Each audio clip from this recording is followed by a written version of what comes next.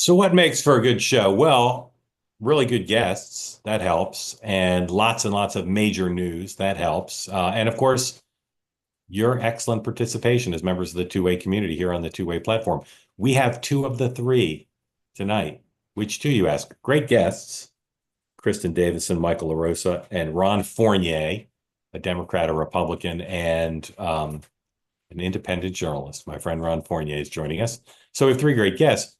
We also have your participation. If you're here on the two-way platform, you want to get in the conversation, please raise your electronic hand and be ready to be called on. Had lots of new people this morning on the morning meeting. Hope to have some new people tonight.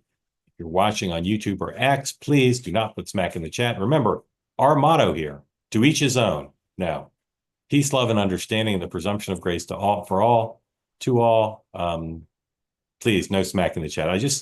Every night I just get reports on the chat. It's disgusting, really. Don't do it. Don't put smack in the chat. Just put spirited things, but don't put personal attacks on people. I guess maybe you can personally attack me, but otherwise don't attack anybody personally. So what are we missing? We're missing mammoth news. We have lots of little news, which I'll run through with you and then with the guests. But I got to be honest with you. Most shows on old-fashioned TV, they always hype how much news there is. Oh, we have so much to get to. Oh, there's so much to do. Well, if I did that today, I'd be a little misleading. In the Trump 2.0 era, most days, actually, there is a lot of huge news. And I'm not saying there's no news. Don't shut me down. Don't shut me off. Don't go watch Brett Baer or something else. But I just got to be honest. There's no massive news. And in part, that's, I think, because, and you know how rarely I use sports metaphors, but I'm going to use one here. I think the linebackers of news are frozen because of tariffs. There's so much interest in tariffs, and to a lesser extent, the special elections tomorrow. Today kind of was a slow starting Monday, not a lot of news on the Hill. The president right now is doing his first public event of the day as we speak. I'm told he's with Kid Rock in the White House. And we'll hopefully bring you some of that later in the program.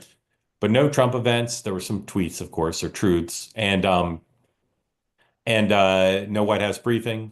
And no news out, in the great big world. Again, not much. So let me tell you what there is. It's a lot of anticipation about the tariffs, a lot of concern about what the president's going to do. I continue to tell all the people who ask me, what are the tariffs going to be like? The president hasn't decided. So there is no answer. It's not that we can't ferret it out or there are no leaks or my sources are inferior. He hasn't decided. And the range of what he might decide, I continue to believe, is pretty wide. So stand by on that. It was widely thought this morning that futures would be, that based on the Dow futures, that the market would be a disaster. Well, put up number 6, please. Here's our market report, courtesy of the Bahnsen Group, sponsors of this program, David Bahnsen and his team. Don't forget to read their newsletter called Dividend Cafe. I recommend it to you. But here's the market watch. Dow and S&P up. NASDAQ down. That was what they call on Wall Street a wild day with lots of gyrations. And it is, of course, still a horrible quarter ending now. And despite the uncertainty of the tariffs and the strong belief that today would be a down day, it was mostly an up day. So make of that what you will. I don't really care much for people's rank speculation about why what's happening is happening. In any event, there was also some action on the front of the president's attempt to bring universities to heel. Number 10, please. The Trump administration is looking to claw back $9 billion in Harvard funding to that great university, in part over concerns about their seriousness about dealing with anti-Semitism. So that's another university that's in the firing line of the administration. Also, another group of immigrants were deported to El Salvador, whose president put out an extraordinary video after being, or maybe before, but at the same time, he was being thanked by President Trump in a social media post. We're not going to watch all of it, but look at this thing. This is a video posted by the president of El Salvador, number 7, please.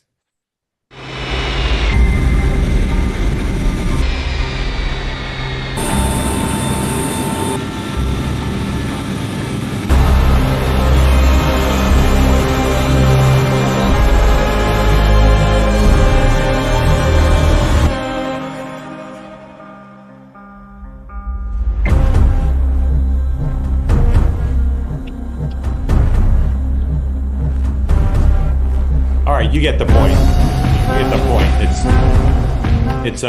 It's quite a video, and you can see why Donald Trump liked it because he likes things that are cinematic. All right, so we're going to bring in our guests. We're going to talk tariffs. We're going to talk uh, the media.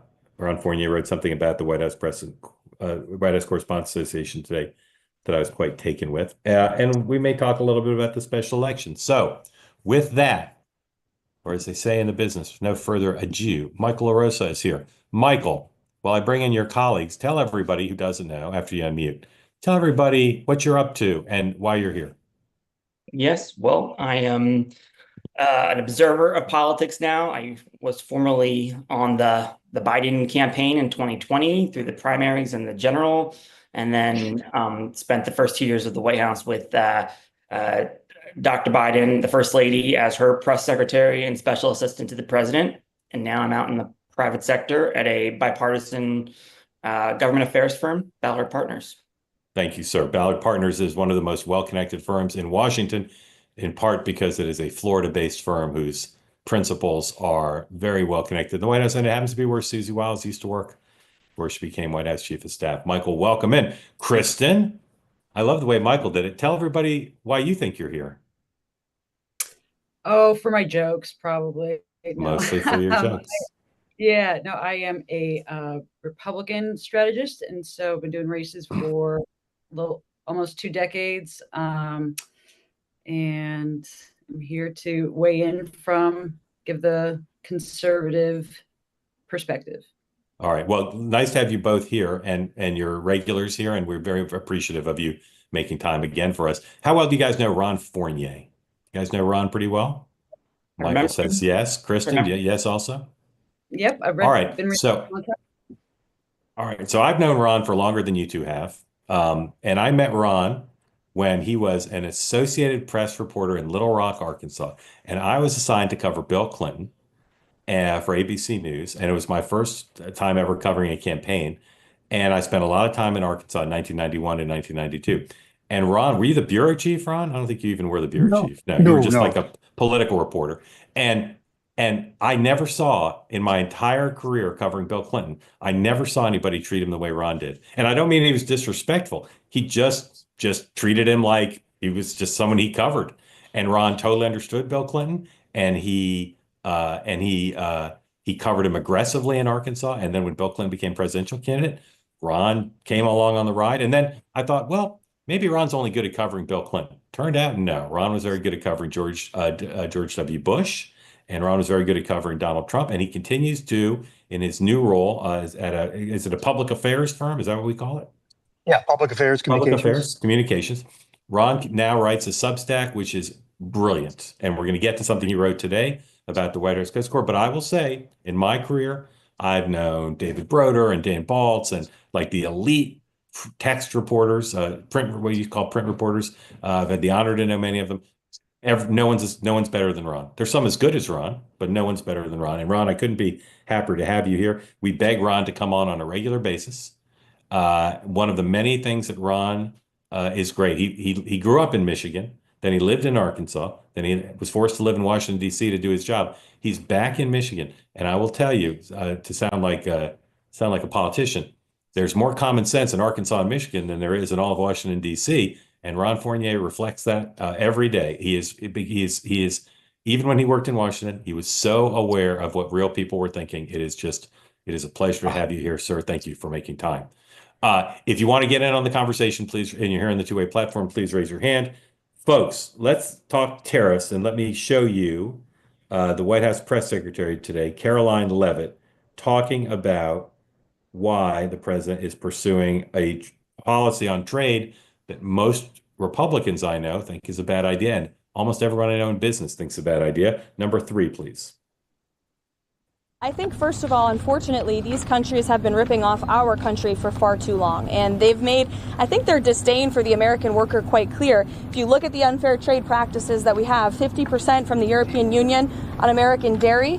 You have a 700% tariff from Japan on American rice. You have a 100% tariff from India on American agricultural products. You have nearly a 300% tariff from Canada on American butter and American cheese. This makes it virtually impossible for American products to be imported into these markets, and it has put a lot of Americans out of business and out of work over the past several decades. So it's time for reciprocity, and it's time for a president to take historic change to do what's right for the American people, and that's going to take place on Wednesday. All right, so I'm not going to ask you guys what the president's going to announce because I know you don't know, and I'm not going to ask you if tariffs are a good idea or a bad idea. Kristen, here's my question. How would you say the White House has set the table for this? Do you think the American people are engaged in this in a mature, informed way, or is this all happening above the heads of real people? It's a little bit above the average person. I think, most Americans, when they wake up every day, I don't know if they're thinking about tariffs or, how that's going to impact. They do think about what job they're going to, the groceries they're going to buy, whether they can afford a new car. And so from watching how this is, unrolled over the last few weeks, it's been a little chaotic, but it seems like that's part of the strategy to keep the negotiating process going. Tariffs start and stop and start and stop. Ultimately, at least 77 million Americans trust President Trump to be the best negotiator at this type of thing. This is what they voted for. And so I think most Americans are, myself included, don't know what's going to happen or how that's going to, impact their everyday lives, but watching and kind of trusting the process is where I would say most, folks are right now. Okay, Michael, what would you say?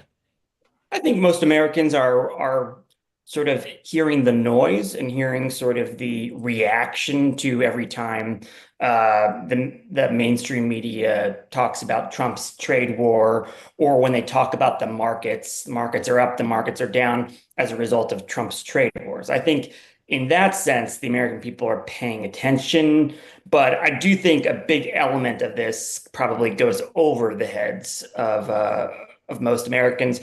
And I don't necessarily think that this is from working now in the private sector, that the private sector was so excited about this presidency because of the anticipation and optimism for deregulation and tax cuts. But all of those things are really imperiled.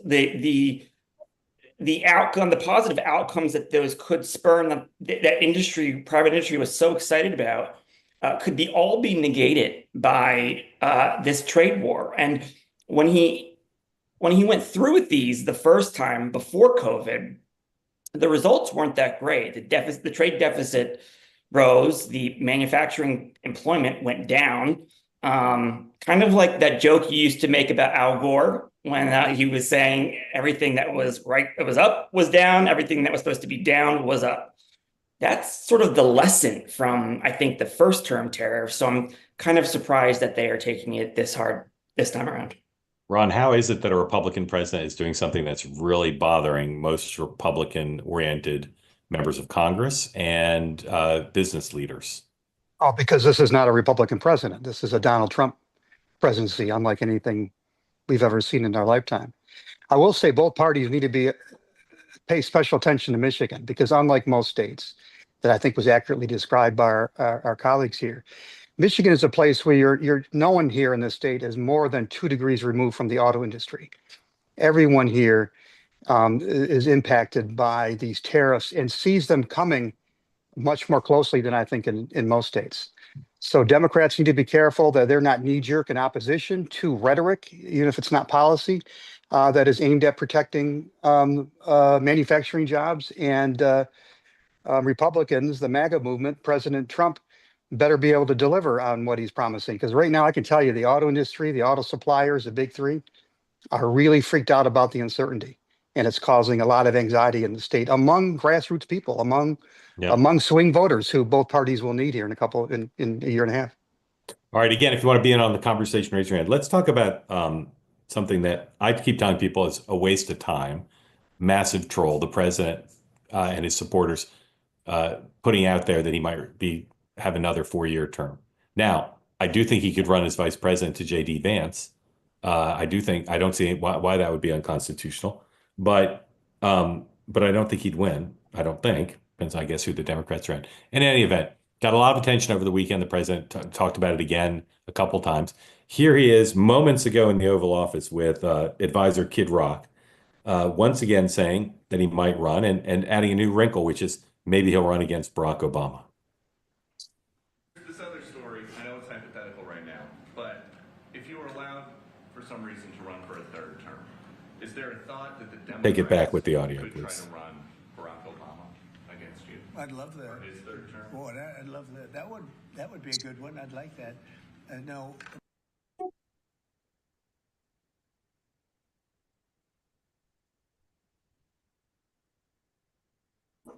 There's this other story, I know it's hypothetical right now, but if you were allowed for some reason to run for a third term, is there a thought that the Democrats could try to run Barack Obama against you? I'd love For that. his third term? Boy, I'd love that. That would be a good one. I'd like that. No, people are asking me to run, and there's a whole story about running for a third term. I don't know. I never looked into it. They do say there's a way you can do it, but I don't know about that. But I have not looked into it. I want to do a fantastic job. We have 4 years, just about, almost close to 4 years. Time is flying, but it's still close to 4 years, and we're getting a lot of credit for having done a great job in the first almost 100 days. And we have some big things we're going to be announcing over the next 2 days, and you know very well, Peter, and I think it's going to be something that's going to bring a lot of wealth back to our country. Almost nothing I like more about Donald Trump than when he refers to they without saying who they are. They're talking about it. Ron, how should the media and the public treat president's reference to a possible third term? I had an advisor to the president tell me today that he's trolling until he's trying. Like a lot of things with the president, he's just trying to get under the liberals and the media's skin. But we have to take seriously and literally what this president says. If he can find a path to a third term, whether it's extra constitutional or illegal, he just might take it. But right now he's playing with us. Yeah. Kristen, do you agree with me that he could run as vice president for Vance? Because the Constitution says he can't be elected more than twice, but he just runs as vice president. Then Vance resigns, Trump becomes president, and appoints Vance as his vice president. He could, but I think I probably agree a little bit more with Ron here that I think it takes the oxygen out of the room. We're talking about this right now. We're not talking about other things that maybe they don't want to be talking about. Also, think of every second term president, they already start talking about their successor, the second week in. This kind of keeps that at bay. Every time Trump is asked, will you support JD? Will you support someone else? It gives him an answer for the next 4 years to say and keep everyone also on their toes and know that, even to the vice president, that Trump's endorsement is not a sure thing. So I think it's a smart answer. I don't know how serious it is or whether we'll see it. It excites the base and it gets under the liberal skin. It seems like a, win-win-win all the way around. Except it makes me sick to my stomach because it's so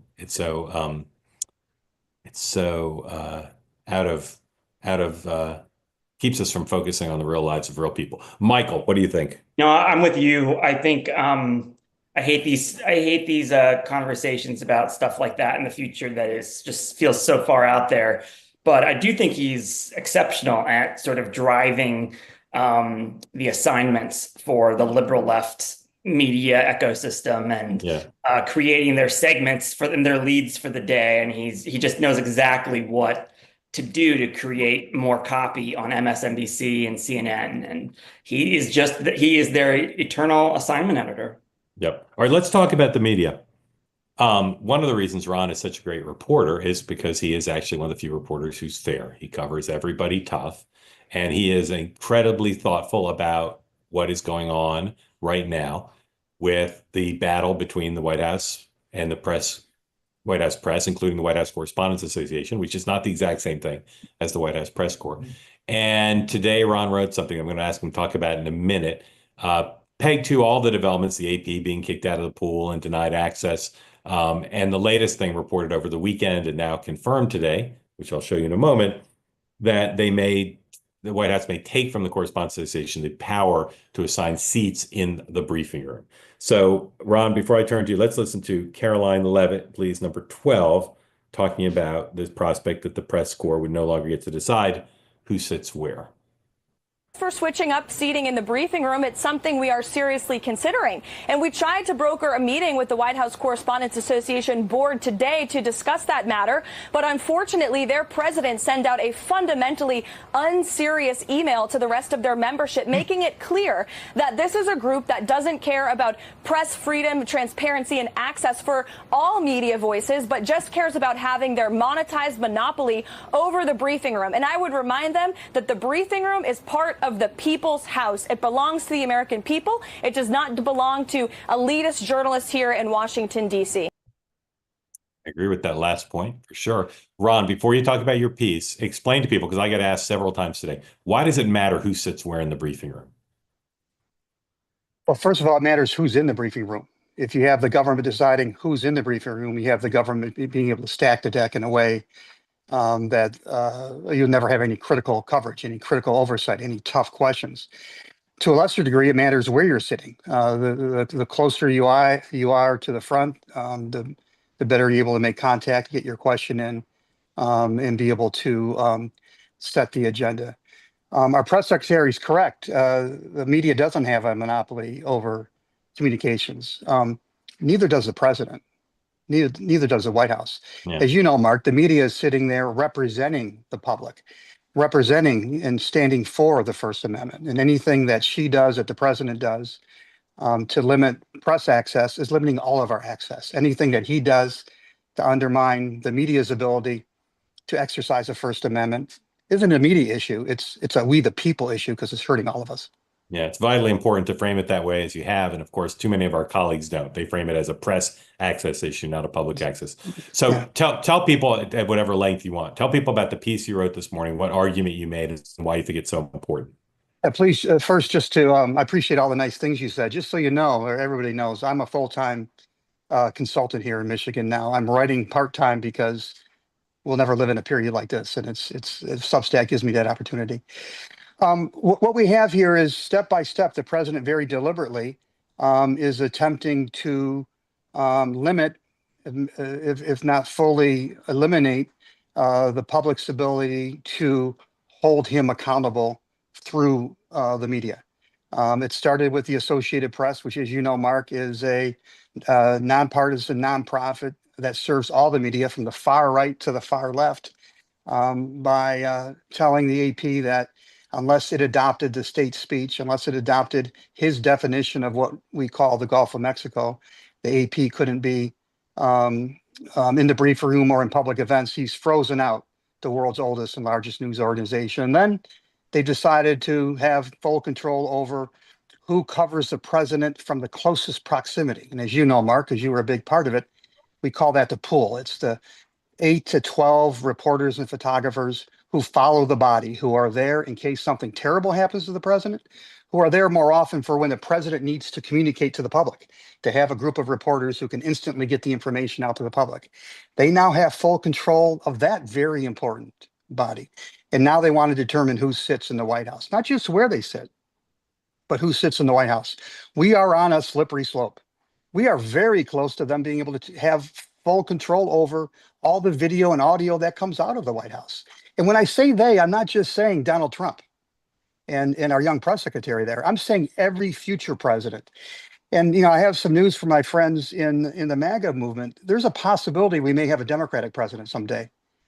And for as much as you might think that the mainstream media is liberal leaning and has been liberal leaning the last 30, 50, 70 years, just wait until a president gets to pick who covers him or her, who comes in the White House, and who gets video and audio coming out of the White House. So again, especially in a time, Mark, when the media no longer has a monopoly on information, like we did when you and I started out in Little Rock there together. You know, we had a monopoly on what people knew about political campaigns. Now there are 300 million publishers in this country. Everyone with a cell phone is a journalist. I'm not, you know, I'm an independent journalist, I guess you call me. Once or twice a week, I put something on an open platform. I don't work for a media organization, but I'm a journalist. Anybody in this country can do it. This First Amendment that they're attacking through the media is a threat on all of us. So what are the steps you are urging the major news organizations to take to try to push back on what the White House is doing? everything they can do to draw attention to how this affects real people and not affects the media, the public. So you could do things like boycott the briefing, take away the attention that an attention-starved presidency, and that means every president, wants by not going to the briefing. I always found the briefings useless anyhow. Why give a White House that platform at this time? Don't go to the White House Correspondents' Dinner. You're talking about a waste of time. Use that weekend to get some rest or to file some FOIs. Don't go to a dinner where you pretend to honor the president when he's not honoring the First Amendment and when nobody in that room is in the mood to honor him. If you're offered a seat in the briefing room, you're offered a spot in the pool that's being taken away by the government. The government is manhandling a seat away from somebody in the media. Don't take that seat. So let's support each other. The media should be united to support the First Amendment. Follow up on questions. One thing that always bothered me, Mark, but it especially bothers me now, is when you would ask a really good question and John McCain would duck it, or you would ask a great question and Bill Clinton would duck it. It was my responsibility when he would turn to me to deflect from you to ask the same damn question. We should be doing that kind of thing. Devote more time and resources to accountability journalism. Journalism that highlights how policies coming out of Washington are affecting real people. And one of those policies is the First Amendment. Explain to people why this matters to them, not why it matters to preening reporters, but why this is important to them. And meet voters, especially MAGA voters, especially the president's supporters. Meet them where they are. Help them understand why this matters to them. That's the kind of thing we should be doing. Stand together, take some action, don't take this lying down. And what would the goal be? Well, the goal would be to not let government decide what we can say, where we can, by we, I mean all Americans, what we can say, where we can sit, and who has the ability to hold the president accountable. All right, one more before I turn it over to Michael and Kristen. Your plan, it seems to me, would require the Trump administration to basically back down. And I don't think these are issues on which they're going to back down. So are you for doing it even if it doesn't work? I'm for doing the right thing all the time, even if it might not work. Yeah. I'm not for calculating whether or not I'm going to be successful to do the right thing in life. Amen. The right thing is to stand up for what's right, Yeah. to defend the First Amendment, whether we win or lose. Yeah. Kristen, your thoughts on what Ron said or question for Ron? In principle, I mean, I agree, especially with the last part that Ron just said. I would say that sometimes you can do the right thing and be strategic how you get there. So there is part of this where, most, including, folks on this Zoom, had integrity, in the media and had that goal of doing the right thing. But I think we could also say, just like with any other industry, there have been some bad actors along the way that have, right or wrong, villainized the media as a whole to the American people. And so while it is the job of the White House pool and everyone in that room to speak and push on behalf of the American people, I don't think many Americans right now feel like that's the case. And so at some point, in order, it's not just taking the right seat and standing up together, it's taking a little bit of self-reflection, even if it's not you individually, but hey, why don't Americans trust us anymore? If you were to poll who Americans trust the most, I guarantee the media is going to be way down and Trump is going to be a little bit higher. So there's some self-reflection that needs to happen here, and think, how can we get creative to do our jobs in this new world that we're in? We can't change our surroundings. We can change how we approach it. So is it, finding someone in the administration to do a podcast outside of the White House briefing room? Is it forging those relationships to meet not just voters where they are, but meet the administration where it is? Obviously, this is an administration that likes to make news, that has dominated earned media better than any administration in my lifetime. And meet them where they are to get that news out, not just sit there the same way it's been done for the last 50 years by peppering questions over and over again. Let's get a little creative on how we can do it. And I think that'll bring them, it could fail. They could say, buzz off, we're not going to try your way. But, right now, whining to get the seat at the table is not working. So I would just say that I agree with, in principle, what Ron's saying, but also say that the media needs to look at themselves too and see how they can, survive and advance in this world that we're living in. Amen to that too, Michael. Just say so. I'm a very big advocate for access for the press. I always have been as a producer, but also when I was at the White House and on the Hill. That said, the AP seems like a few things that Ron said that I took notes on. I mean, the AP really did pick this fight with the White House. All the other outlets in the briefing room are addressing the Gulf the exact way that the White House wants them to. The AP kind of chose this fight, and they're the only ones, as far as I know. God bless the AP. In terms of proximity to the pool for pooled events, I don't believe the White House. It's my understanding, Mark, correct me if I'm wrong, they haven't diluted the press pool access other than the AP, but they've actually just expanded the number of people who can be in the pool, which I'm an advocate for, especially since a lot of the voters are getting their news, consuming their news less from traditional legacy media outlets. Yep. I'm all for diversifying the briefing room. So, and I don't know how he is exactly, I'm willing to go along with it if you could explain it to me, but I don't understand how he is picking who covers of the White House. With the exception of the AP, you mean? Yeah, with the exception of the AP, who again is now chosen to take this to the courts. So in one sense, if I were Trump, I'm the new sheriff in town, I'd be like, okay, my voters really don't give a crap about the AP. I don't give a crap about the AP. Why should I get along with them, or why should I give them more access? I understand why he's doing what he's doing, but at the same time, he's setting up a very similar dichotomy for Democrats. He keeps putting Democrats and the media on the side of wanting to preserve really unpopular institutions. Democrats are always being forced now to defend an unpopular bureaucracy, even though in the past, Clinton cut way more of the federal workforce than this guy has so far. We're forcing us to defend sort of unpopular legacy media outlets. I read the Wall Street Journal, New York Times every day. I trust them, but that's not the way a lot of the people who voted for Trump think about them. So I don't know if that's a great argument, for Democrats to get involved in, just because Biden hardly ever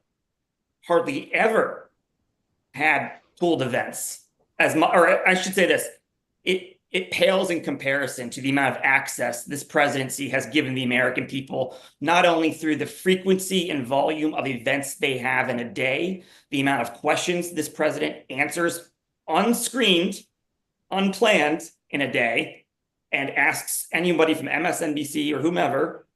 That would not be the case in the previous administration.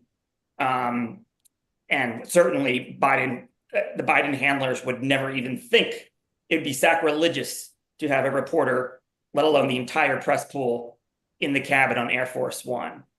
So, and then you have the cabinet who are out there communicating every day. Yep. Okay, let's let Ron back in. Thank you for that, Ron.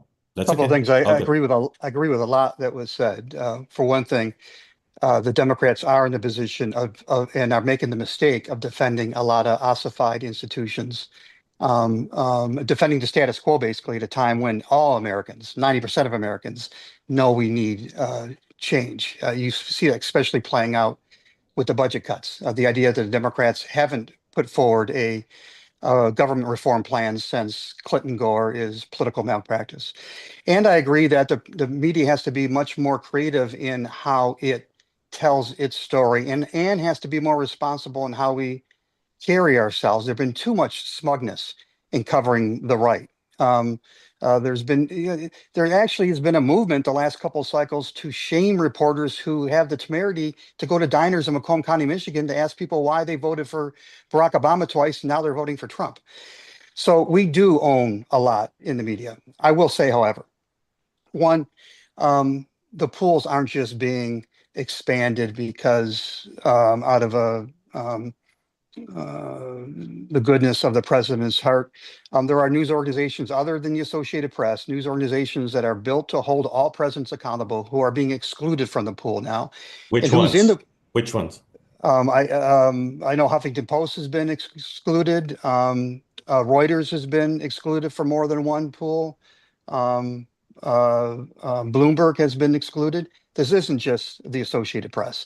And look, there's a precedent now being set, Mark. What if the president can, if once this precedent is set that any White House can decide who's in the pool, which has not been the case for the history of pool coverage, which goes back about 70 years, then this president, the next president, the president after that can take it to further extremes. This is not a precedent that we should say, hey, it's okay to have the president decide who covers him. Right. The Associated Press did not pick this fight. We had a Republican, a conservative president who insisted on how a private company should refer to a body of water. And that private company said, sorry, sir, because of our business imperatives, we're not going to refer it the way you want to. And the president punished that company. Again, if that president is able to stand, if a president is able to exact retribution on a news organization representing the First Amendment, because that news organization doesn't buy into the state speech, doesn't buy into the government sanctioned speech, that's a president that should chill us all, even if we don't know who the Associated Press is. Lastly, yes, although the media does own, we have to get better. We have to evolve with the times. We have to be more literally fair and balanced than we've been. I'll tell you the number one reason why the public has lost faith in the media. If we stop and think about this, it's really simple. It's because for the last 25 years, we've had both parties demonizing the media, unfairly criticizing media for their own political interests. If you write something that is vaguely critical of the left criticizes the media. Comes after the New York Times, of all things, a very liberal newspaper. If they're not liberal enough, they'll demonize the media. And if on the other side, the GOP and the conservatives have made a living, a practice out of attacking the media when it's not conservative enough. So we shouldn't be surprised. We can't just blame it on the media when the public doesn't trust the media because they've been told by their tribal leaders not to trust the media. That's a bigger problem than just figuring out how we get newsrooms to operate better. Yeah, Ron, brilliantly said, and I agree with everything you said, and I'm impressed by the passion with which and the clarity with which you made the case about punishing the AP for content. But and you and I sometimes have differed about this. There's still the asymmetry that so many people on this platform and in the country think is important here, which is the organizations who are being limited in their coverage or having their access diluted, organizations that have been biased against Republicans for generations. Not every time, every day, but they are more biased against Republicans, and particularly this president, than they are against Democrats. And that's the motivating factor for this president and this administration. That is why so many Americans are cheering them on. I disagree. I agree with everything you said I agree with everything you said until you said that's the motivating factor of this president. It's part of what's motivating the president is power. Yeah, like any other president. He wants power. He wants to control who covers him. He's not trying to level the playing field because he thinks it's the right thing to do. Well, he wants to silence anybody who pushes back on him, like a Democratic president's going to want to do. And if these presidents hold, they're going to be able to do it even more than it's been. I agree with you too, that it's not his only motivation, but it's certainly part of his motivation, I think. And it's why it's a big part of why he can get away with it, because tens of millions of people say, why should a Republican president who the same press corps that colluded with the Biden team to cover up for 4 years Biden's decline, the same press corps that that cheered for Donald Trump to be imprisoned, why should those exact same reporters in many cases in those organizations be given a privileged position to cover the president when there's limited space in the briefing room and limited space in the pool? And that's the view of tens of millions of folks. At the same time, I couldn't agree with you more about the negative effect that this has and the ultimate goal, which is to control who covers him, which every president who can get away with would try to get away with it. And just to be clear, the Biden administration did it too. And when the Biden administration kept the New York Post from covering Biden events, I didn't see the same level of uproar amongst the White House Correspondents Association as I see now. And they did that. They punished reporters for their coverage, just the way this administration does. And the outrage and the uproar should have been equal, and it's not. So I say that. Now, we're going to let you all in just a moment for Agreed. these excellent folks. I will say I'm aware of the 12th Amendment. I know that under most interpretations of the plain language, you cannot run for vice president and then become president if you've served 2 terms as president. I know that. All I'm saying is, of all the ways that this could happen and be tested by the courts, this is the only one I see as plausible, something they could try to do and have the courts test it. They'd probably lose, but I'm not sure they would lose. That's the only reason I raised that scenario. I think it's all just a big waste of time. I almost feel sick to my stomach that I raised the issue tonight, but it was asked about in the Oval Office again, and so I felt it was incumbent upon us to discuss it. All right. The president talked a lot about tariffs tonight in the Oval Office, but we're not going to play it because it's the same as what we've seen. Just to go back and clarify, Ryan, because I know this is not your full-time job. My colleague Noah points out what I believe is to be the case, which is Bloomberg and Huffington Post have at times been in the pool. And Reuters too. It's possible that their slots have been scaled back, but they've not been removed from it. And if you took ideology out of it, let's say, what's the name of the president? President Bartlett in the West Wing. Okay, he just said, I'm the president in 2024, 2025.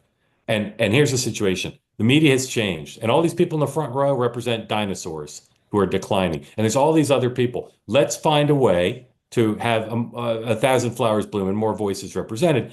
Should Reuters be in the pool every day? Well, maybe not. Who reads Reuters compared to, watches Joe Rogan?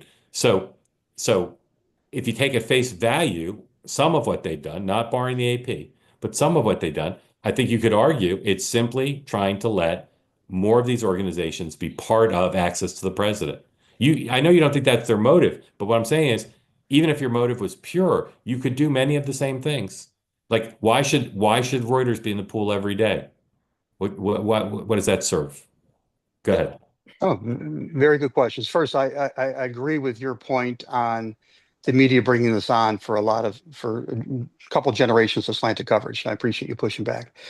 And I agree that everything needs to change. All of our institutions need to change, including the small institution of presidential pools and White House briefings.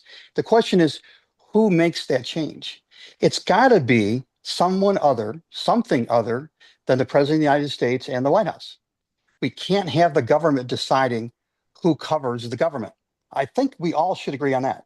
So then the question should be, but somebody has to decide, and the White House, not the government, but the White House Correspondents Association is too interested in the dominance of its members to say we're going to let two-way into the pool, or we're going to let these other new organizations into the pool. So I'd rather the government not decide, but they do decide certain things by virtue of the fact that they control the building. Right? They say this is a pool event or this is an open event. So they do have some role. I would not put a but on the sentence. The government should decide, but. I don't think they should. We have to look beyond the moment. Do we really want to set a precedent where the government, and someday there may be a Democratic president, totally where the against, government decides. Totally against it. I'm just saying the White House Correspondents Association, headed by Eugene Daniels, openly hostile to Trump. I'm not crazy about them deciding either. You don't hear me defending Eugene Daniels or the White House Correspondents Association. Okay. But one thing I know is I do not want my government choosing I agree with you. who gets to cover them. I would let Ron Fournier decide. That's how I would do it, in all seriousness. Yeah, well, there's a good idea. You should do it. All right. Thank you for your patience, everybody. Croft, welcome in. After you unmute, tell folks who don't know where you are and what's on your mind for Kristen, Michael, and Ron. Got to unmute, though, Croft. One more time. There you go. Yeah, I get there? Yes, sir. Okay, hi. I'm in Calgary, Alberta. Welcome in. Thank you. I heard about you through listening to you on Smerconish. And so that's where I became aware of you. Thank you. And a couple of things just on tariffs and the press secretary talking about butter prices. That's mainly to protect French Canadian farmers, because that's where most of the dairy is in Canada. So it's a electoral issue. It's sort of like trying to protect a third of the country in the United States on one particular agricultural product, because that's how dominant Quebec is in our electoral process. And then the other thing that I'm finding very interesting about the conversation today is about the media and press. And because the American press has become so biased, and listening to it, it's like how did the left media become warmongers? Like they don't criticize much about the Ukraine. They don't about that whole war effort. It's like it's like you grew up in the 60s and 70s where the media was anti-war, and now the media seems to be supporting war depending upon which side of it's on. So Ron's point about not trusting the government, I don't trust either the government, the Canadian government, or the American government. I don't trust the media to be fair. I'm learning to maybe trust you, Mark, kind of trying to figure out if, you're listening to the last few months, it's kind of like, okay, maybe this is somebody you can actually listen to and trust. But the Biden administration giving questions to the press, having the president get asked softball questions and back and forth trying to protect him. And then whether it's dementia and all the things that went on with the press and how they treated Trump, I think that there needs to be some breathing room before. And I think Kristen was talking about the press has got to earn people's trust again. That's basically what I think she was saying. And I think that's where it needs to really kind of move to is, how does the press get back to being trustworthy? Absolutely. Because right now they're not. Crop, thank you for that. On your first point, most of the tariffs that exist put on by the United States and others, and non-tariff barriers too, are the product of some political special interest group in the given country, making the argument that they need to be protected. And every country can say, well, we just need to protect our dairy farmers, or we just need to protect our new automobile industry. And that's why we have trade wars, and that's why things escalate. And I think one thing the president's right about on tariffs is other countries have unfairly used, particularly non-tariff barriers, to put the United States on an unlevel playing field. And his solution is not to the liking of many, but it's at least a solution. On your other point, I open the floor to Kristen first. What do you think of what Croft said about the press? Kristen. I agree. It's that trust. Yeah, it's that trust factor that, the institutional same newspapers that we all read every morning and that we all watch at night. I mean, most people that I talk to, myself included, at night, I'm watching the local news because it seems like that's, to get your weather and how traffic is. And that's all people really trust anymore, because every time you turn on, and in fairness, a lot of these media institutions have had to shift to one ideological corner to a little, and to the point of it's a chicken and egg type of situation. Did the were they to buy first, or were they being shut down first? I think that there's some work to do on the trust factor, and there are reporters and shows that I do think are breaking through on that. It needs to be, the industry as a whole needs to be more, do something to fix that connection, is where there can be that interaction and there can be that almost unfiltered atmosphere that might help some of that. All right, Kristen, thank you. Michael. I'll address the part about Ukraine and the Democrats. I think the Democrats would respond by saying, well, what happened to the Republican Party, the party of Reagan, who was set out to defeat communism?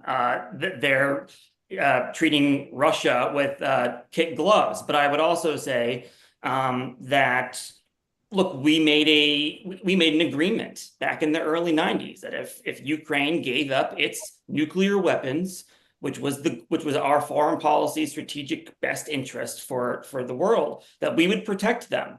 President Bush failed to do it. President Obama failed to do it. President Trump actually continued, when he wasn't trying to extort them for information on Hunter Biden, actually did try to help as well. And President Biden continued that policy. And I just don't see how Ukraine losing to Russia, losing the war is good for the United States, especially if it just enables China. Ron.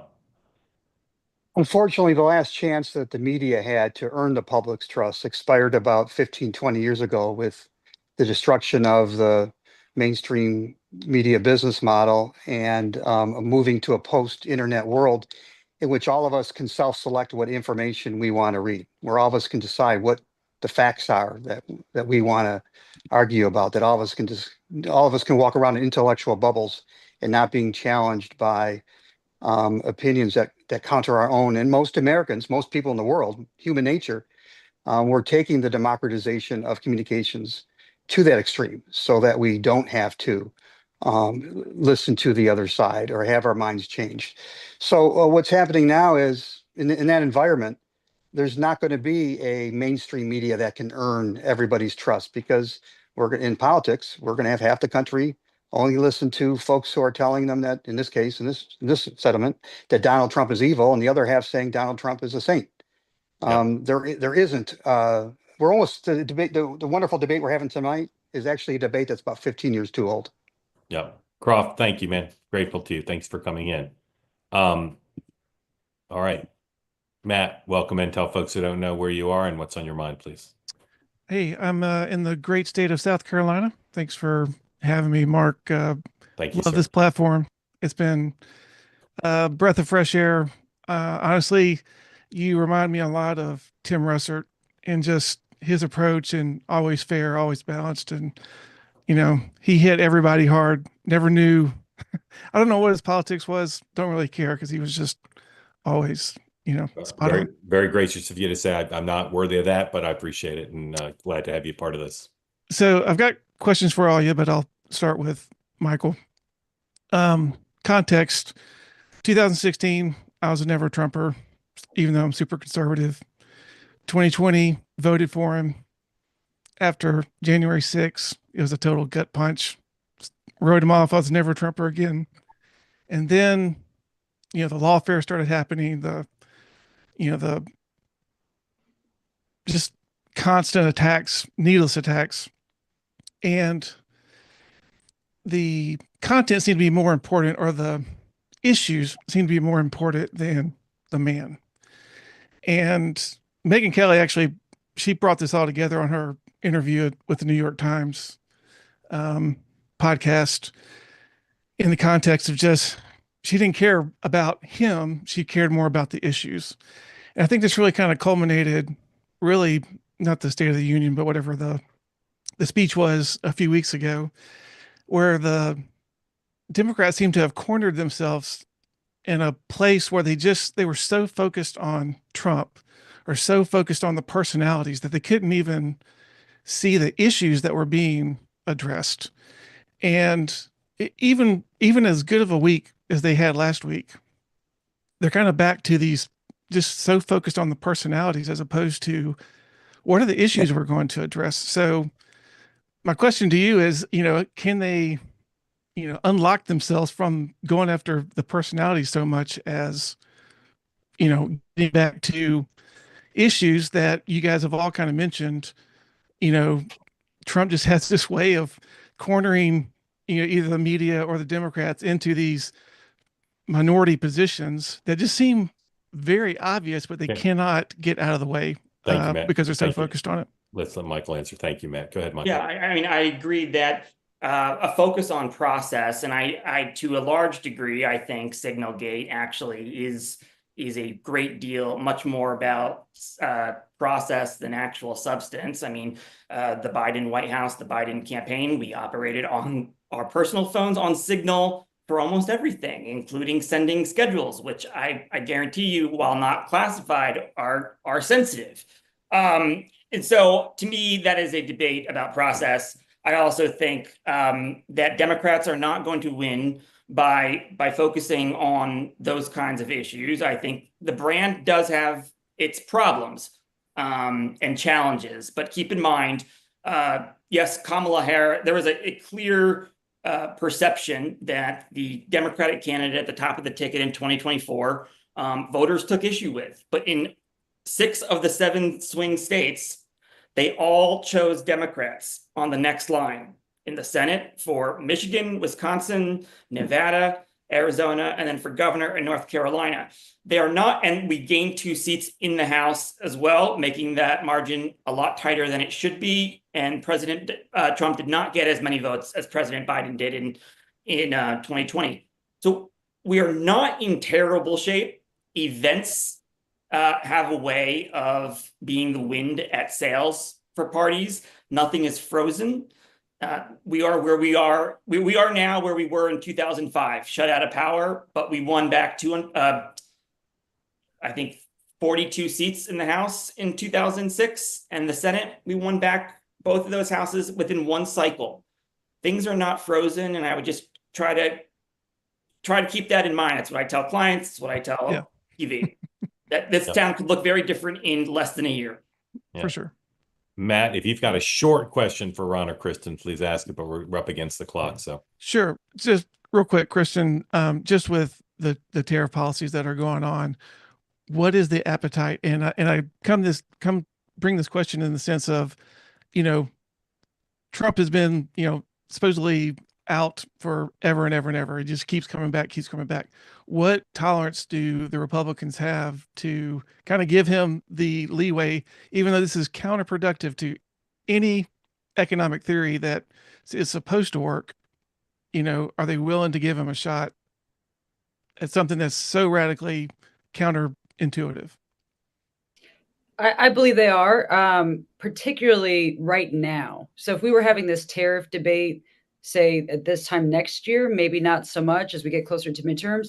I'm really interested to see how tomorrow's elections go, both in Florida and in Wisconsin. I mean, you just saw in Louisiana a few days ago, the Democrats won all the ballot initiatives that they had. So once they start feeling electoral pressure, I think the tolerance for philosophical differences probably drops a little bit. But right now, it's very difficult to disagree or stand in the way of policies that just won 77 million votes. There was no question that President Trump was going to do this, that this is not new. This is not a surprise. America first, bring America companies and jobs back to the states has been a drumbeat for since the first term. So this is not new. And so I think the tolerance will be pretty high. Again, I go back to I hear this a lot from, members on the Hill and out in the States. It's trust the process. There is no better negotiator or business person than Donald Trump right now, arguably. And so while the stock market's bounced around a little bit, while people want to know, should we buy a car today or tomorrow? That right now there is a huge appetite to defer to the president, who has had such a career of economic success and deal making. And I think that, paired with the fact that we haven't had any electoral friction yet, makes me believe that people will give this policy, even if they disagree with it in principle, they will defer to it and let it play out. Now, if we see tomorrow is a bad day for Republicans, if seats start getting bumpy as we head into the midterms, that's a different story. But for right now, I think most Republicans will defer to the president. Matt, thank you. Very grateful. Yeah, go ahead, Ron. Go ahead. Can I just pick up on Matt's first question? One of those down ballot Democratic successes that were mentioned earlier was Elise Slotkin here in Michigan. She won Michigan because she did something that few Democrats do, and certainly the Democrats in Washington looked down upon.